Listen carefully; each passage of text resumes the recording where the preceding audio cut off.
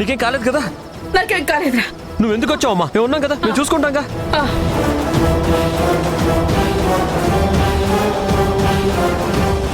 అయ్యో దేవుడా, ఆ సూట్ కేసు పోతే దరిద్రం వదిలిపోతుంది అనుకుంటే మళ్ళీ ఇన్విటేషన్ ఇచ్చి రమ్మంటున్నారేంటి? ఆ ఫేక్ నగలు కాపాడటానికి ప్రాణాలకు తెగించి మరీ ఫైట్ చేస్తున్నారు. మళ్ళీ సమస్య మొదలుకొచ్చింది. ఇప్పుడు ఏం చేయాలి?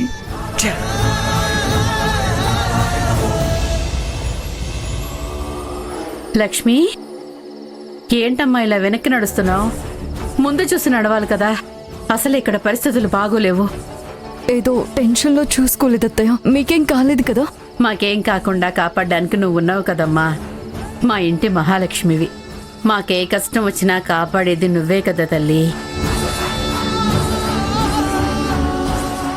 నువ్వే ఇప్పుడు రాకపోయి ఉంటే ఎంత ఘోరం జరిగిపోయి ఉండేది.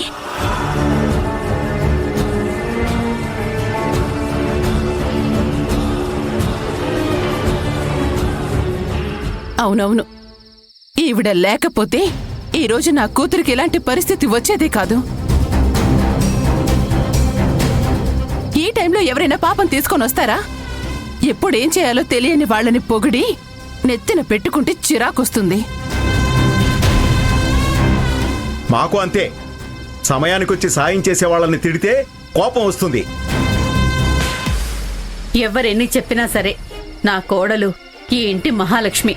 తను ఈరోజు రాకపోయి ఉంటే నా డబ్బు నగలు అన్నీ పోయుండేవి.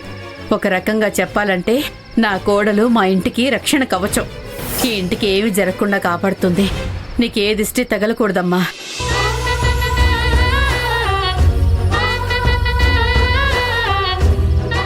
పదమ్మా, లోపలికి వెళదాం. ఏంటమ్మా ఇక్కడే ఆగిపోయావు? లోపలికి రా.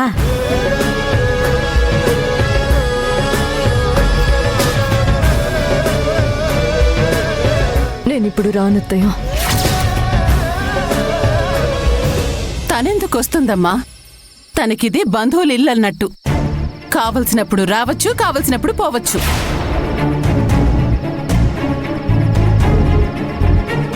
తనకింకా పుట్టింటి వాళ్ల మీద మమకారం పోలేదనుకుంటా. అత్తారింట్లో ఏం జరిగినా ఏమీ పట్టనట్టు ఉంటుంది. త్రిపుర, నువ్వు కాస్త నోరు మూస్తావా? ఎందుకు రానంటుందో ముందు తెలుసుకో నువ్వు. ఇందులో తెలుసుకోవడానికి ఏముందండి? నా కోడలు ఇంటికొచ్చి అర్ధరాత్రి గుమ్మం బయట నించుంటానంటోంది. ఇంకా తెలుసుకునేదేంటి? రామ్మ, వెళదాం. అమ్మా, లక్ష్మికి ఈరోజు ఇక్కడ ఉండడం అవ్వదు. అంటే తనకు ఆఫీస్లో ఒక ఇంపార్టెంట్ ట్రైనింగ్ ఉంది. దానికోసం 2 రోజుల నుంచి చాలా కష్టపడుతున్నారు. ఇప్పుడు తను వచ్చేస్తే తను కష్టపడి తయారు చేసిన రిపోర్ట్స్ అన్నీ రేపు సబ్మిట్ చేయాలి కదా. అందుకని తనని వెళ్ళనివ్వమ్మా. అది అవునవును, అత్తయ్య చాలా బిజీగా ఉంది. నేనే అమ్మ కావాలని ఏడిస్తే ఇక్కడికి తీసుకొచ్చింది. తనని వెళ్ళనివ్వండి. నిజమేలే, నా కోడలికి 75,000 జీతం. పనులుంటాయి కదా, నువ్వు వెళ్ళమ్మా. సరే అత్తయ్య, నేను బయలుదేరుతాను. మీరు జాగ్రత్త. మేం జాగ్రత్తగానే ఉంటామమ్మా, కానీ ఎప్పుడు నువ్వు జాగ్రత్తగా ఉండాలి. హరి, అమ్మ ఎక్కితే ఎలా వెళ్తుంది? నువ్వు వెళ్ళి ఇంటి దగ్గర డ్రాప్ చేసిరా. వద్దత్తయ్య, ఆయనకి లేట్ అయింది. ఆయన రెస్ట్ తీసుకునివ్వండి. నేను జాగ్రత్తగానే వెళ్తాను. లక్ష్మి, పదండి, స్కూటీ దాకా వస్తాను.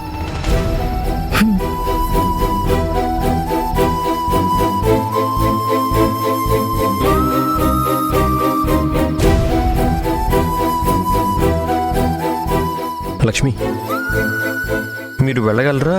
నన్ను డ్రాప్ చేయమంటారా? వద్దు, మీరు రెస్ట్ తీసుకోండి. మీరు ఇలా ఒంటరిగా వెళ్ళడం ఇదే ఆఖరిసారి లక్ష్మి. రేపటి నుంచి మన ఇద్దరం కలిసి ఉంటున్నాం. దాంట్లో ఎటువంటి మార్పు లేదు. జాగ్రత్తగా వెళ్ళండి.